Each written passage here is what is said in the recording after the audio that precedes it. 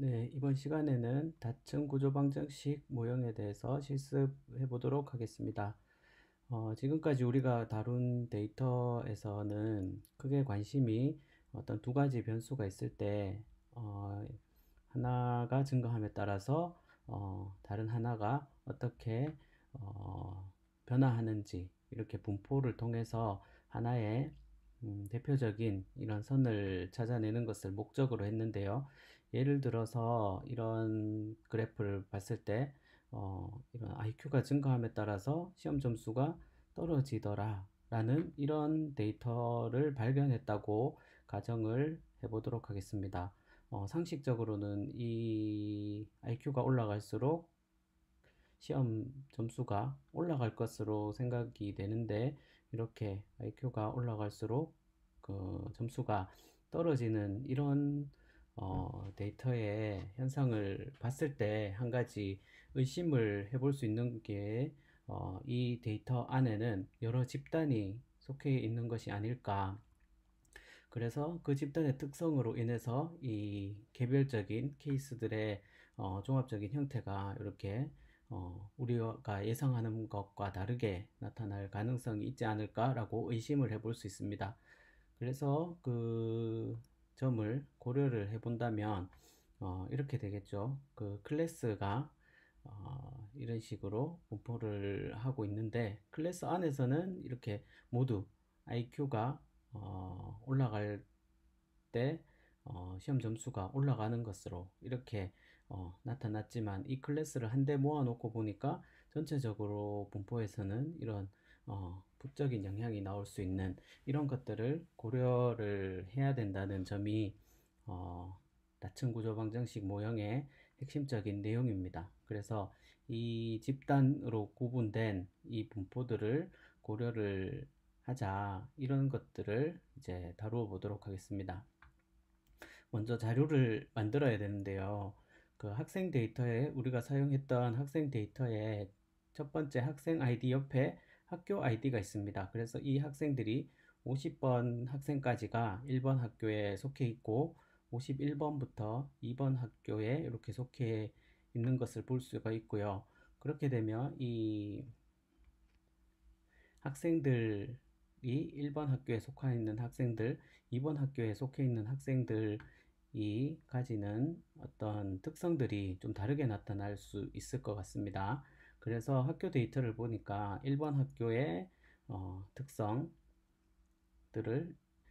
그 응답한 자료들이 있고요. 2번 학교의 특성 이렇게 해서 학교별로 특성들이 학교 데이터 안에 들어 있습니다. 그래서 이 학교 이름을 기준으로 해서 이 데이터를 합쳐서 분석을 해보도록 하겠습니다.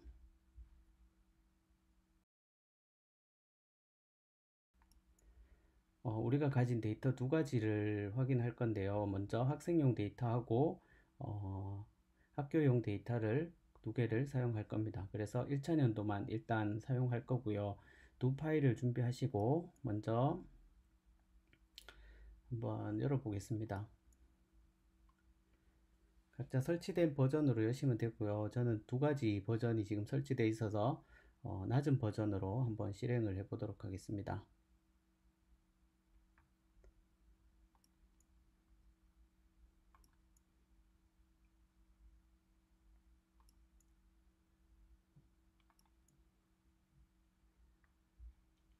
네. 학생 데이터가 먼저 이렇게 준비가 됐고요. 학생 데이터를 보니까 변수들이 많아요. 그죠? 지난번에 2차년도, 3차년도 데이터 합친 것도 있고 해서 되게 많은 것을 이렇게 볼 수 있습니다. 그래서 우리가 오늘 실습할 내용에서는 1차년도 수업 이해도 점수하고 1차년도 학업 성취도 여기 S라고 끝에 붙어 있는 거 요거를 사용을 하도록 하겠습니다. 그래서 여기 1차년도 수업 이해도 세 가지를 다시 학업성 지도로 올리고요. 그 다음에 얘가 아직 학교 데이터를 열어서 확인을 해보니까 학교 데이터에는 학교 그 명과 학교 번호와 학교 아이디, 그 다음에 학교 지역, 학교 설립 구분, 이렇게 세 가지가 들어 있습니다. 그래서 요 학교 코드를 기준으로 해서 여기도 보시면 학교 코드를 기준으로 해서 이 학교 데이터를 이쪽 학생 데이터로 옮겨 보도록 하겠습니다. 지난번에 사용했던 데이터에서 파일 합치기로 가셔서 변수 추가를 하시면 되고요. 열려있는 데이터 파일이 학교 데이터가 있으니까 계속 하셔서 정렬된 파일에서 기준 변수에 맞춰 케이스를 연결을 하는데 제외된 변수가 학교 아이디입니다. 그래서 이걸 기준 변수로 넣어주면 학생 데이터에 이렇게 학교 데이터가 추가된다는 이야기고요. 이번엔 주의하실 게 양쪽 파일에 기준이 있지만 학교 데이터에, 그러니까 지금 비활성 데이터가 이 학교 데이터죠. 그 비활성 데이터의 기준표를 참조해서 이 학교 번호를 가지고 있는 활성 데이터에 1번이라고 학교가 있으면 모두 다 적용시킨다는 뜻입니다. 그래서 비활성 눌러주시고 확인을 클릭하시면 변수에 두 가지, 지역 규모 설립 구분이 들어왔습니다. 그리고 데이터를 보시면 끝에 이제 1번 학교에는 1번 학교의 데이터가 공통적으로 다 들어온 것을 볼 수가 있습니다.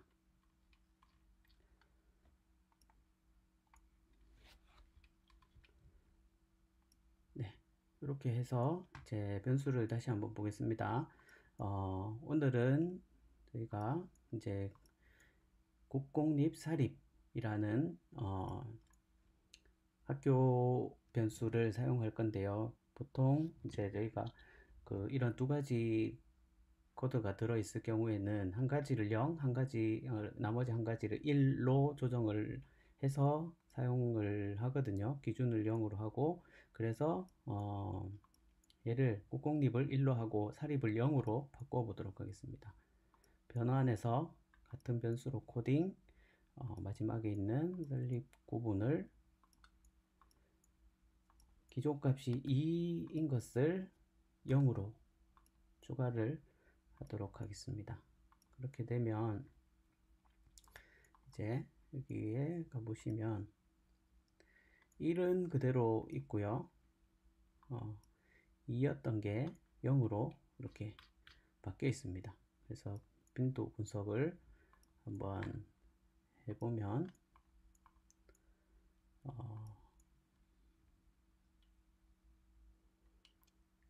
0과 국공립 이렇게 뜨죠. 0으로 우리가 사립을 0으로 바꿨기 때문에 국공립 이렇게 뜨고요.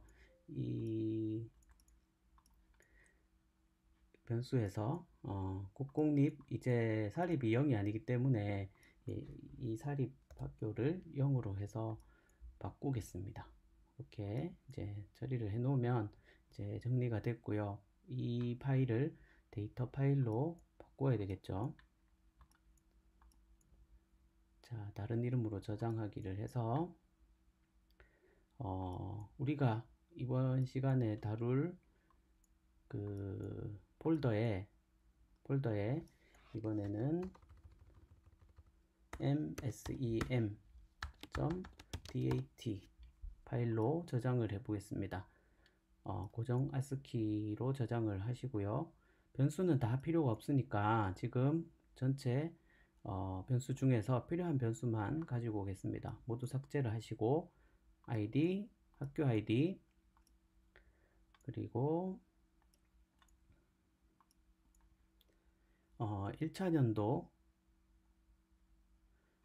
올라가서 1차년도 수업 이해도 세문항, 1차년도 학업 성취도 세문항, 여기 S 붙은 걸 사용하시면 됩니다. 그 다음에 마지막으로 설립 구분 요 파일을 사용을 하도록 하겠습니다. 그래서 저장을 누르시고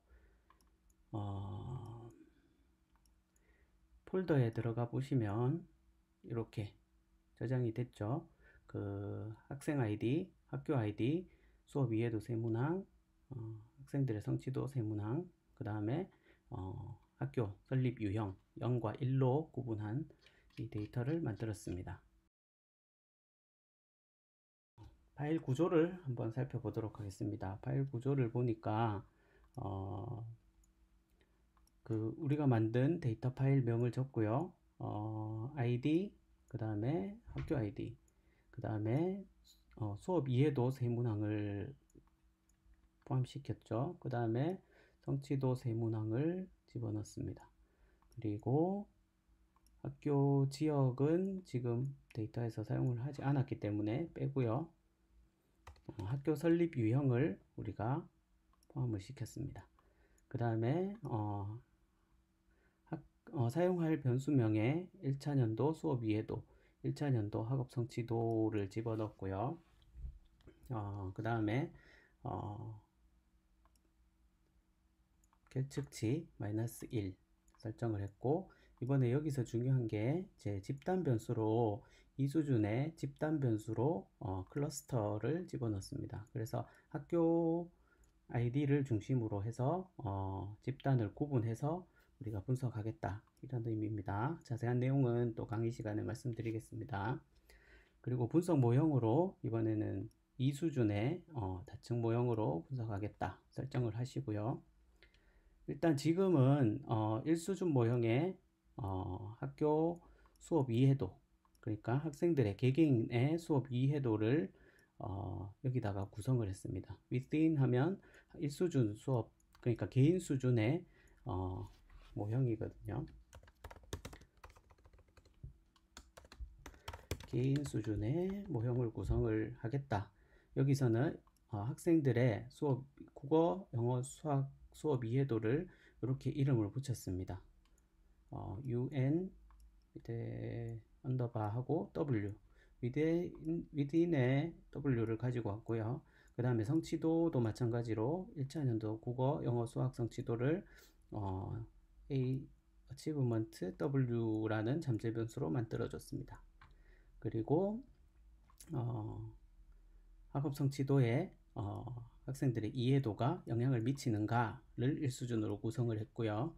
2수준에서는 between이라고 부르는데 학교 또는 집단 수준입니다.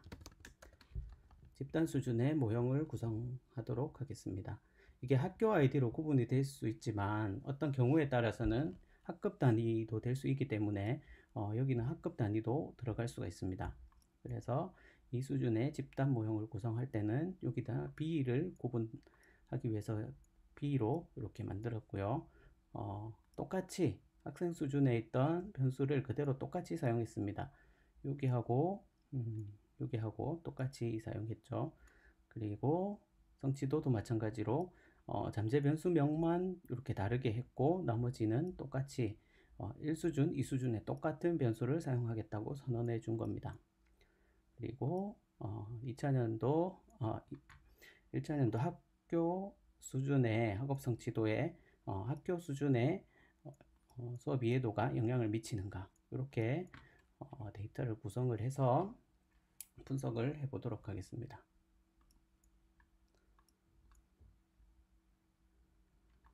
네, 쭉 내려오시면 마찬가지로 그 결측치에 대한 이야기, 그리고 여기서 이제 우리가 만든 연속 변수 continuous latent variables에서 연속 변수를 이렇게 만들었던 게 나타납니다. 잠재 변수가 이렇게 만들어졌고요. 4개가 2개는 개인 수준의 1수준의 변수, 잠재 변수고요. 이 2가지는 이제 2수준, 집단 수준의 변수로 구성이 되었습니다.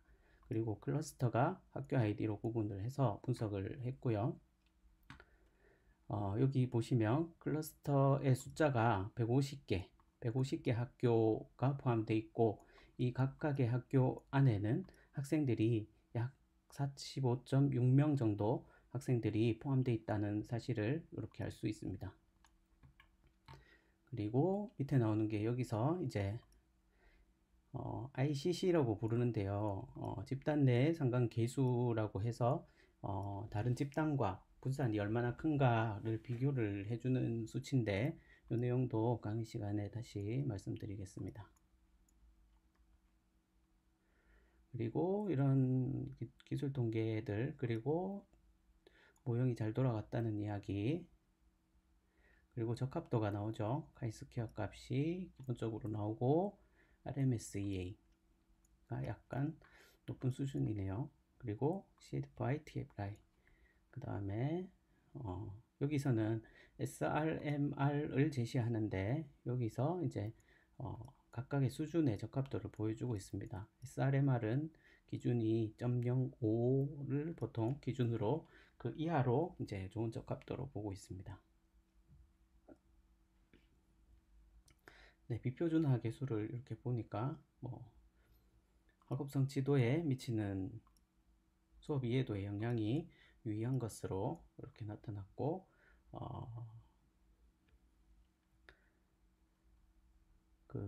이 수준의 집단 수준에서도 성취도에 미치는 학생들의 평균적인 수업 이해도가 유의한 것으로 나타났습니다. 표준화 계수를 한번 보면 학생들 개인 수준에서 그러니까 이렇게 전반적으로 개인들이 각각 개인 수준에서 분석했을 때 어떤 경향성을 나타내는가를 이야기를 할 때 0.79 정도의 영향력을 보여주고 있습니다. 그러니까 수업 이해도가 개인 수준에서 학생 각자가 수업 이해도를 잘 이해를 하고 있을 때 학업성 지도가 높더라. 그것이 통계적으로 유의하다. 이렇게 나타났고요.